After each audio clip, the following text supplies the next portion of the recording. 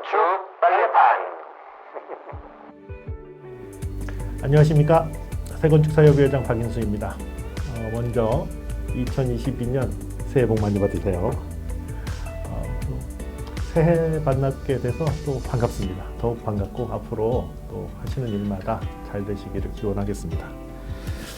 연초에 이렇게 하는 건축 빨래판 3회인데요. 오늘은 저희 세건축사협의회에서 연말에 뭔가 그 정책위원회에서 우리 또 회원 여러분들 중에 한 분이 제보해 주신 내용을 해결한 내용이 있다. 뭐 민원을 좀 이렇게 해소한 내용이 있어서 같이 공유하고자 합니다. 저희 협회 또 이제 저희 건축 빨래판은 이런 그 건축계 여러 가지 문제를 세탁해서 좀 제자리에 돌려놓고자 하는 의도이니까요. 저희 그 같이 공개되는 이메일 주소로 제보해 주시거나 또 같이 다루어 주시기를 원하시면 연락 주시면 저희가 검토해서 또 처리를 해보도록 하겠습니다. 그럼 오늘 그 같이 이야기를 나누실 분은 세건축사협의회의 그 정책위원장으로 계신 최강호 선생님을 모셨습니다. 인사하시죠. 네, 안녕하십니까. 네, 세건축사협의회에서 정책위원장을 맡고 있고 노드 아키텍스 건축사무소의 대표를 맡고 있는 최광호라고 합니다. 네, 반갑습니다. 저는 개인적으로 그 위원회에서 무언가 액션을 해서 회원들이 같이 공유할 수 있는 성과가 있었다는 건 뭐 크고 작은 걸 떠나서 굉장히 의미 있지 않았나 생각이 듭니다. 오늘 그 해야 될 내용의 주제가 뭡니까 도대체?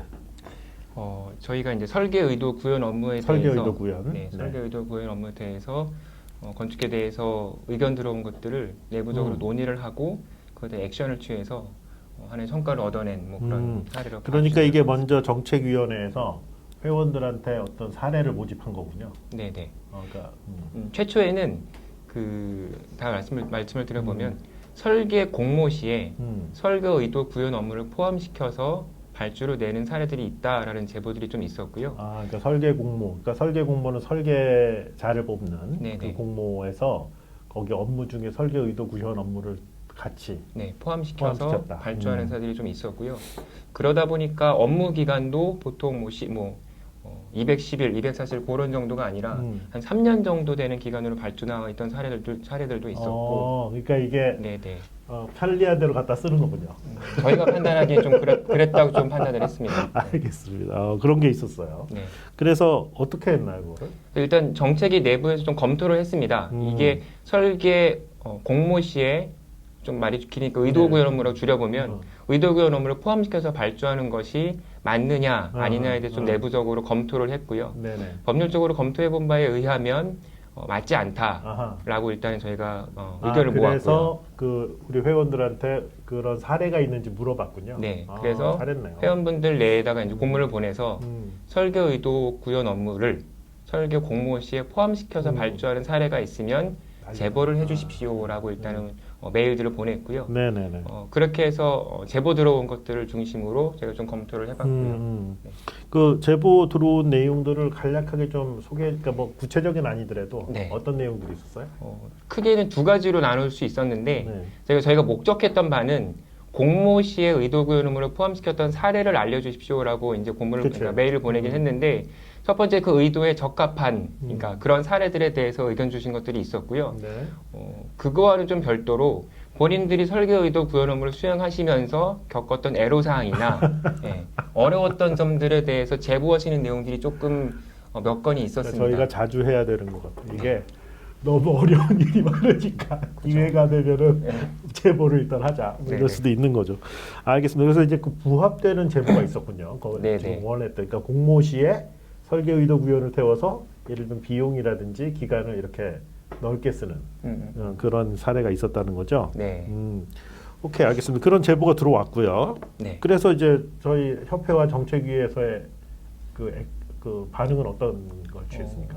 그 다음에 이제 협회 내에서 공문을 하나 만들었죠. 네네. 공문을 만들어서 정책위에서 주관을 한 거죠. 정책위 주관으로 공문을 하나 만들어서 설계 의도 구현 업무는 어떤 것이고, 그다음에 설계 의도 구현 업무를 설계 공모에 포함시켜서 발주하는 것들은 불합리하다라는 내용들을 이야기를 했고요.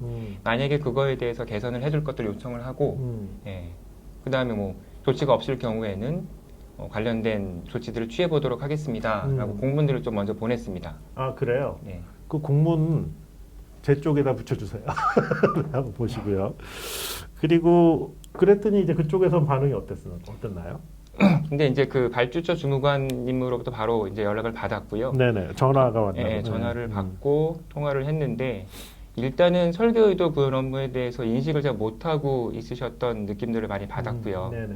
네, 그래서 설계 의도 구현 업무를 거기 포함되어 있는지 몰랐다.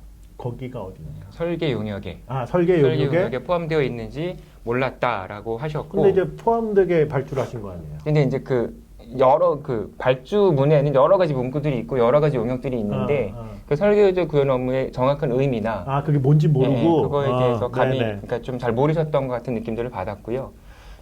또 하나는 설계의도 구현 업무를 수행하지 않을 계획이다라고 이야기를 하셔서 그래요? 네.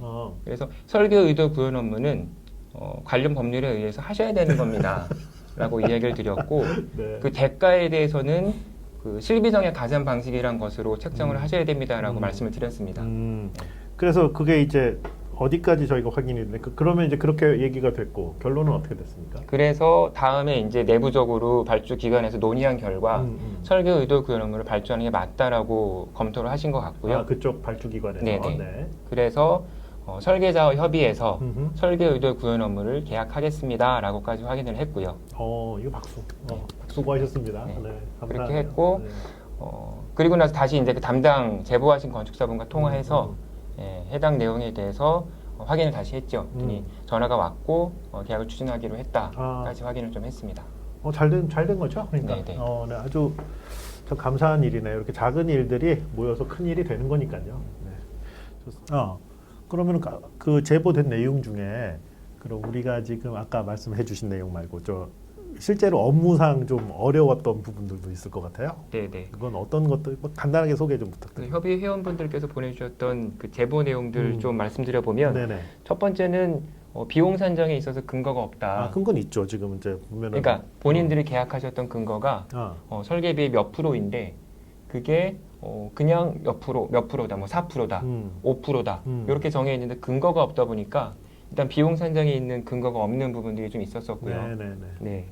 그 다음에 설계 의도 구현 업무인데 이것들을 마치 시공사에서 요청하는 도면을 그려주는 용역으로 보고 있다라고 하는 그거는 제보들이 완전히 있었어요. 그러니까 자꾸 네. 악보 그리는 사람으로 생각해 도면 그려주는 사람. 그래서 관행처럼 요구되는 시공사의 도면 작성 요청들이 있었고, 근데 이것을 해석을 이것들에 대해서 이 업무를 해석과 자문으로 보고 있다라고 하는 제보들이 있었습니다. 해석과 자문으로 규정되어 있는 것 같더라고요.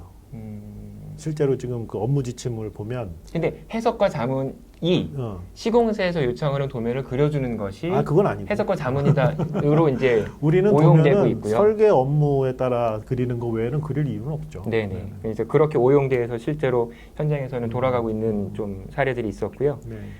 그 다음에 실비 정액 가산 방식으로 실비 정액 가산물 용역비를 산정하도록 되어 있는데 실제로 투입되는 인원에 비해서 훨씬 더 적게 인원 투입을 계획해서 용역비를 책정하게끔 유도하는 경우. 네. 그럼 이제 설계도 구현 업무 용역비를 전체적으로 줄이는 것들이 있었겠죠. 그리고 계약을 안 해주고 좀 차일피를 미루는 경우들도 있다라고 하더라고요. 네. 그리고 아예 우리 부서에서는 설계도 구현 업무는 계약하지 않습니다. 라고 되어 있는 경우들이 있다고 좀 제보들이 들어왔습니다. 네, 뭐 지금 충분히 누구나 겪고 계실 문제들인 것 같고요. 사실은 다 아시는 내용들인 것 같은데 그런 의미에서 이게 빨리 좀 정확하게 내용이 좀 정리가 되어야 되겠네요. 설계 의도 구현과 설계 사후 관리 뭐 이런 게. 어쨌든 그 업무 지침에서도 그 업무의 범위들을 정하고는 있으나 실제 현장에서 그것들을 오용해서 쓰고 있고 오용해서 쓰는 것들이 가장 큰 원인으로 볼 수 있을 것 같습니다. 빨리 좀 개선이 되어야 되겠네요. 네. 그러기 위해서 저희 건축사들이 조금 더 이제 한 목소리를 내서 이 업무에 대해서 조금 규정할 필요가 있을 것 같고요. 대응하는 것들도 필요할 것 같습니다. 네, 아무튼 이렇게 참 수고해 주셔서 너무 감사합니다. 작은 것들이 모여야 됩니다. 근데 이제 오늘 사실 이걸 찍은 건 그렇게 우리 뭐 감사하다, 잘하셨다 이런 얘기를 드리는 것도 하나 있지만 그리고 또 이렇게 여러분들한테 앞으로도 크고 작은 일들에 대한 제보를 기다린다 이런 취지도 있지만 더 중요한 건 오늘 설계 의도 구현에 대해서 좀 이걸 보시는 분들하고 좀 공유할 필요가 있다. 왜냐하면 이게 사실 법령에 들어가는 용어로는 조금 애매하게 생기기도 했고 잘 모르기도 하고 아마 이걸 학교에서 좀 가르치고 어떻게 가르치고 있는지 잘 모르겠어요 저는. 거기까지 못 가르칠 거예요. 건축법 가르치기도 바빠서. 아니 왜냐하면 네. 제가 그 배울 땐 이런 게 없었거든요. 네. 그래서 이제 오늘 좀 얘기를 먼저 해보면 오늘 최 선생님이 또 공부 또 이렇게 조사도 하시고 하셨으니까 설계 의도 구현이 먼저 뭔지 좀 짧게 이렇게 뭐 좀 얘기를 좀 해주실까요? 네. 짧게 해야 되는데. 네네. 장황해. 잠깐만요. 이게 글자가 보일지 모르겠습니다. 보일까요? 네, 말씀해 주세요. 네. 네. 건축 서비스 산업진흥법에서 좀 정하고 있는데요. 제 22조에서 설계 의도 구현 업무를 얘기하고 있습니다. 첫 번째는 크게 저희가 이제 내부적으로 검토한 바에 의하면 공공에서 작동하는 설계 의도 구현 업무가 있고요. 민간에서 작동하는 설계 의도 구현 업무가 있는데 저희가 이번에 집중한 것들은 공공에서 작동하는 설계 의도 구현 업무입니다. 근데 서비스 산업진흥법 22조에 보면 공공기관은 설계 의도가 구현될 수 있도록 설계 의도 구현 업무를 수행해야 된다라고 되어 있고요.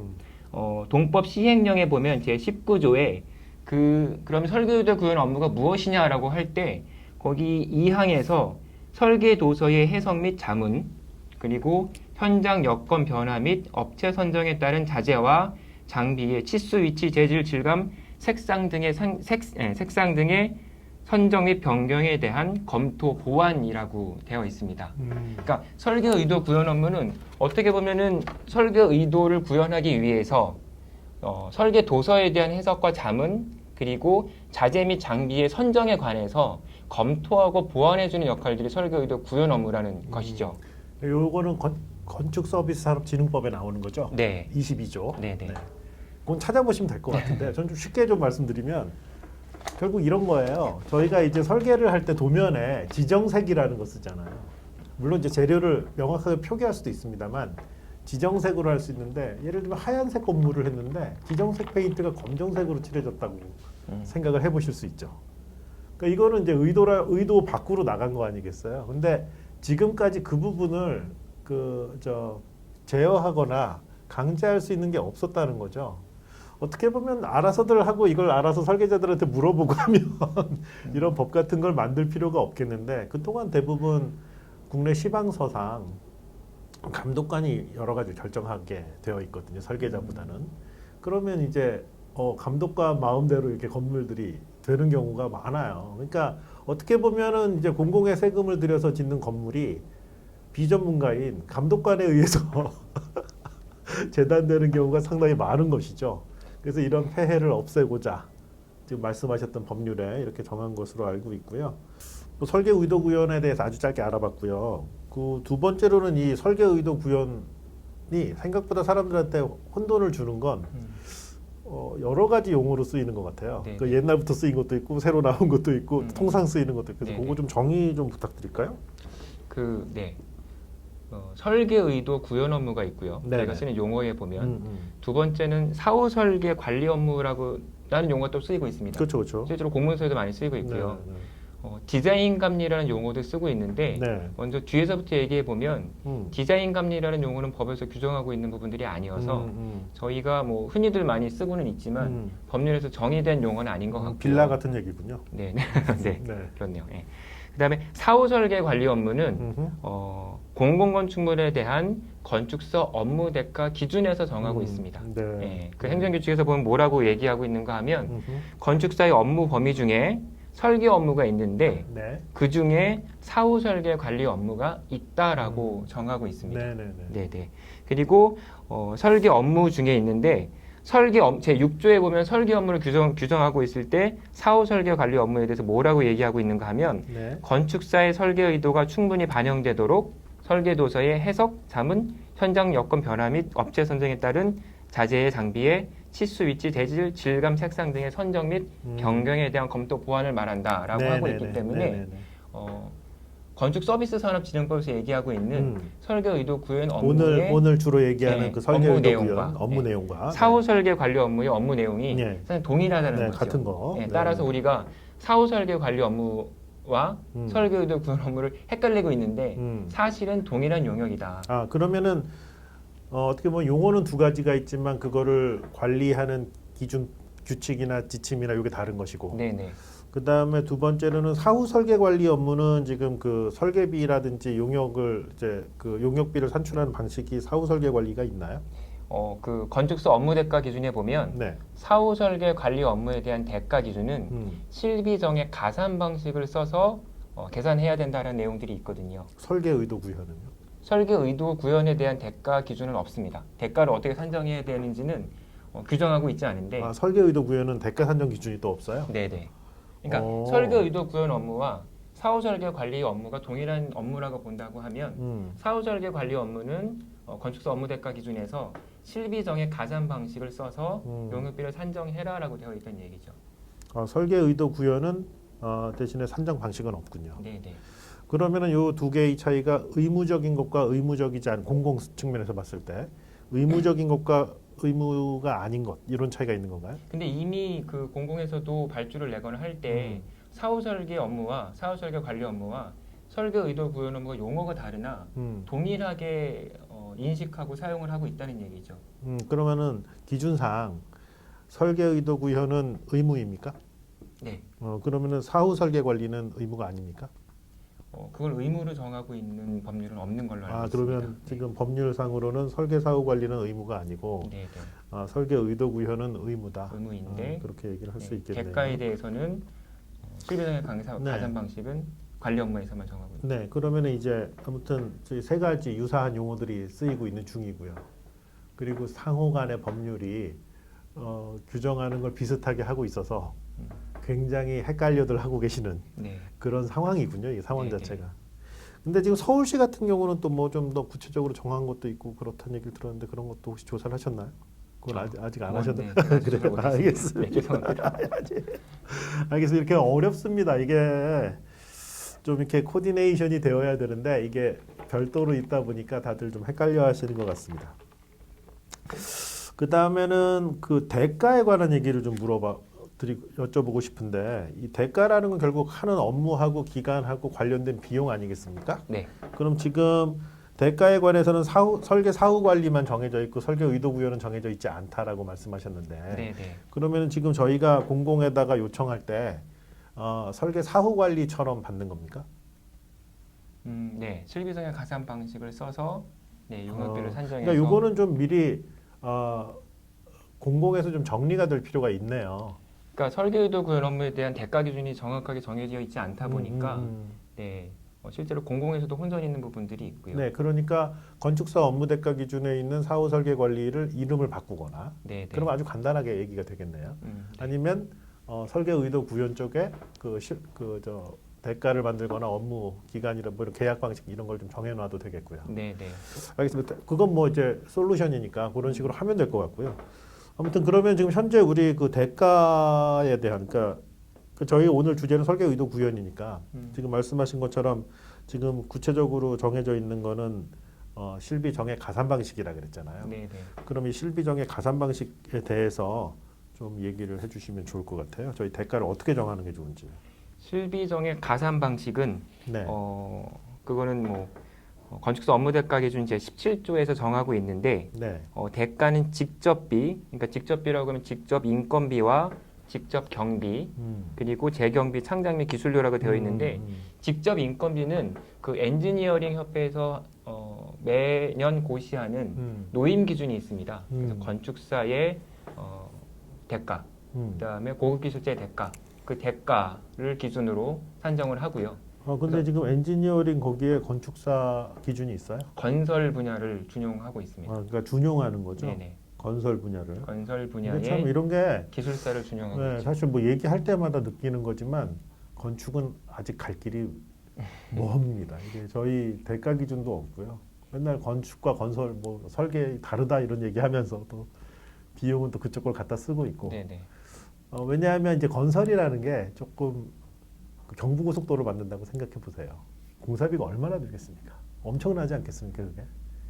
근데 실제로 그 도면의 난이도나 그런 거는 어떻게 보면 건축하고 비교할 수는 없을 것 같아요. 뭐 제가 그렇다고 폄훼해서 하려는 그런 뜻이 아니라 실제로 이제 어떻게 보면은 도로라는 건 쭉 가는 거고, 그러니까 공사비의 몇 프로 이렇게 해서 딱 하고 거기에 엔지니어링 대가 기준, 그러니까 하는 일이 그 밀도가 어떻게 보면 건축보다는 좀 다르지 않느냐 실제로. 근데 이제 건축은 그 같은 뭐 이렇게 자본이라고 하긴 좀 그렇지만 드는 코스트는 훨씬 더 복잡하고 인허가 과정도 까다롭고 뭐 그렇지 않나. 그래서 이걸 어떻게 동일한 가치 기준으로 매기나 저는 그게 늘 궁금합니다. 이건 개인적인 얘기. 논의 얘기니까요. 네. 계속 해주시죠. 네. 네. 근데 이제 엔지니어링 협회의 직접 인건비를 따지는데 거기에는 기술사 그리고 고급기술자로 나눠져 있고요. 그래서 지금 저희가 실비정의 가상 방식을 따질 때 건축사가 월 몇 회 가는지를 기준으로 산정을 하게 됩니다. 그래서 주 1회인지 주 2회인지에 따라서도 금액이 크게 차이가 나고요. 그 다음에 직접 경비라고 하는 것들은 실제로 그 현장에 갔다 올 때 기름값, 뭐 실제로 투입되는 경비들을 이야기하고 있고, 만약에 실제로 설계도 구현 업무를 위해서 필요한 복사비나 재본비 같은 경우들도 포함된다라고 하면 직접 경비에 포함될 것이고요. 거기에 재경비를 포함하도록 되어 있는데 재경비는 사무실을 운영함에 있어서의 뭐 사무실 임대료라던가 법에서 정하고 있는 것들은 직원의 임대료, 그러니까 임원급의 노임, 임원급의 월급 그런 것들까지 포함을 하고 있죠.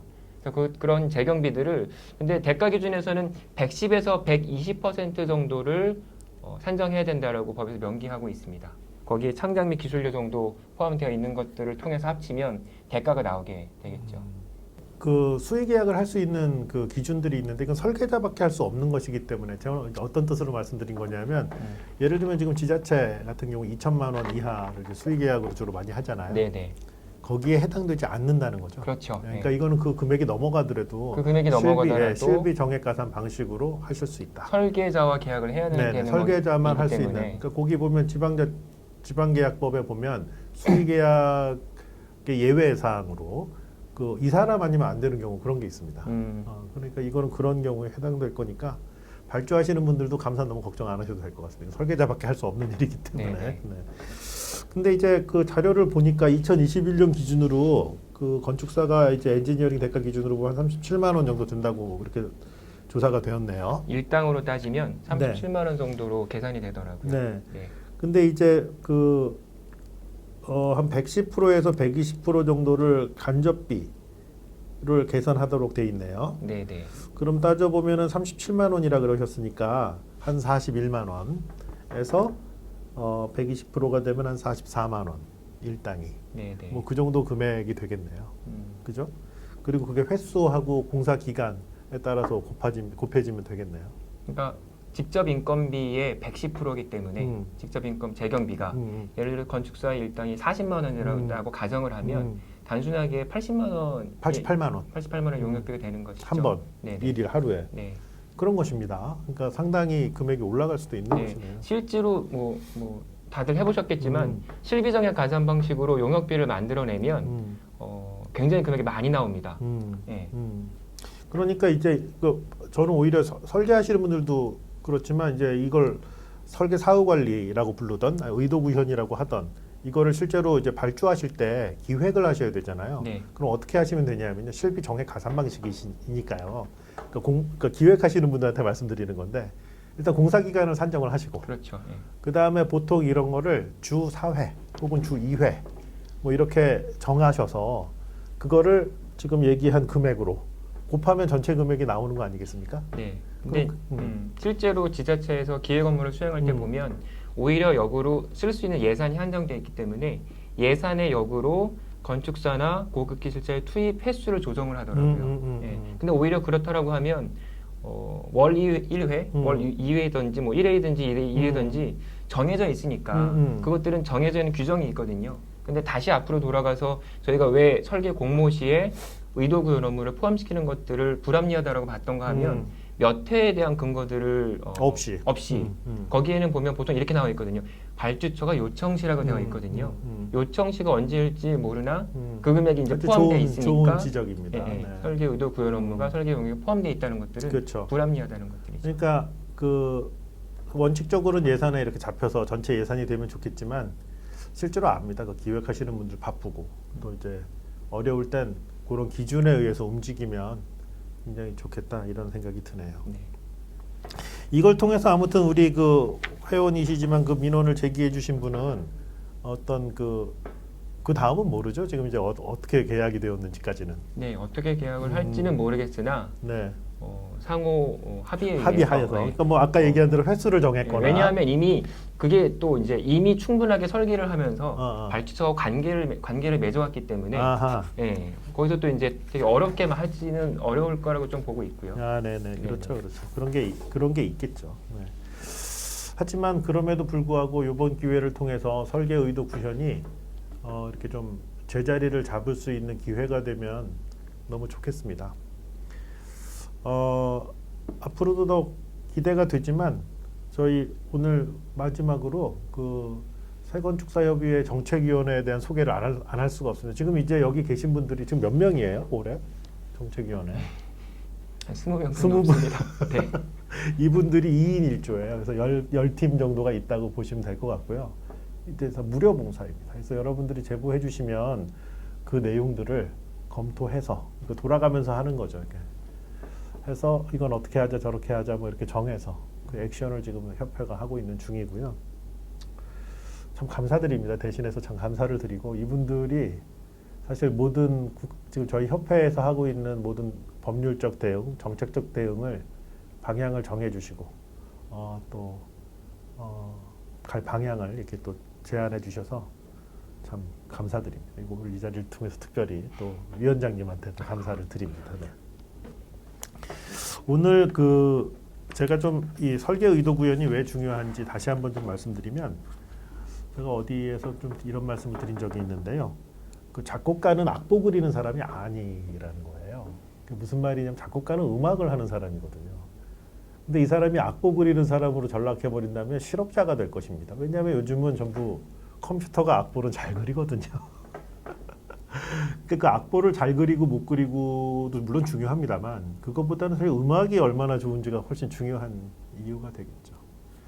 근데 이제 작곡가들은 그 음악을 만드는 프로듀싱 과정에 반드시 참여합니다. 그러니까 이 음악은 여기서 이렇게 불러야 돼. 뭐 요즘 TV에도 많이 나오지 않습니까? 건축가로 좀 넘어와서 얘기를 드려보면 안타깝게도 우리가 되게 중요하게 생각하는 도면이 결국 미디어, 우리의 의도를 전달하는 악보 같은 것이거든요. 그러니까 저희가 원하는 거는 악보를 잘 그리는 것도 물론 중요합니다. 하지만 더 중요한 건 저희가 생각했던 건물이거든요. 건축. 그게 잘 되는 것이 그 도면을 그리는 이유라고 할 수 있습니다. 하지만 뭐 음악과 이 건설 분야를 딱 비교할 수는 없는데 아무튼 시공회사들이 있고 그러니까 말하자면 연주자들이 있다고 이렇게 얘기할 수 있겠네요. 그럼 거기에 가서 의도를 구현해야죠. 그래서 이렇게 좀 연주를 해달라. 아니면 이렇게 해달라. 아니면 여기 이렇게 돼야 된다. 돈이 뭐 문제가 되는 제품 아까 그런 문제들이 있지 않습니까? 그런 문제들이 발생했을 때는 변경을 해야겠죠. 당연히 무언가 변경을 하거나 현실적으로 안 되는 것들 안 되는 것들이 있을 수 있습니다. 현장에서 늘 문제가 발생할 수 있고 그건 뭐 당연한 것이고요. 그럴 때 그 의도에 맞게 변경을 해야 된다.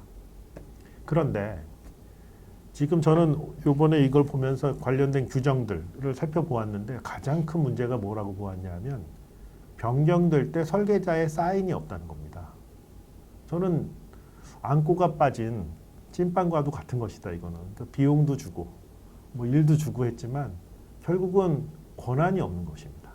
그러니까 예를 들면 현장에서 여러 가지 이유로 바꿀 때 설계자한테 사인을 받아야 바꿀 수 있는 이런 문화적인 토대가 되지 않으면 설계 의도 구현은 요원할 것으로 생각합니다. 그래서 설계자도 그 바보가 아닌 다음에야 여러 가지 상황을 보고 안 되는 거는 바꿔야겠죠. 그럼 어떻게 해서 어떻게 바꿔가자 뭐 이런 대책들이 나오고 그렇게 해서 이제 이게 만들어지는 것입니다.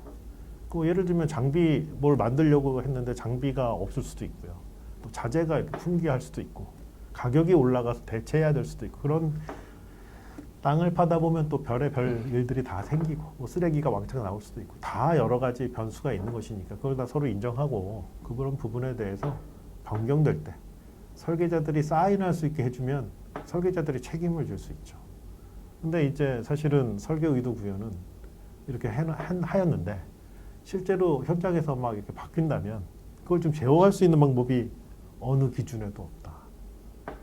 참 큰 문제라고 생각을 하고 있고요. 그게 되는 순간 이제 건축이 어떤 문화적 소양과 사회적 역할을 다할 수 있지 않을까 이런 생각을 해봤습니다. 마지막으로 다시 한번 우리 정책위원장님 또 정책위원회에 감사드리고 또 이 오늘 방송이 그 설계 의도를 구현해서 좋은 건물들을 만드시는데 여러 가지 면에서 도움이 되길 기대해 보겠습니다. 오늘 감사합니다. 네, 고맙습니다.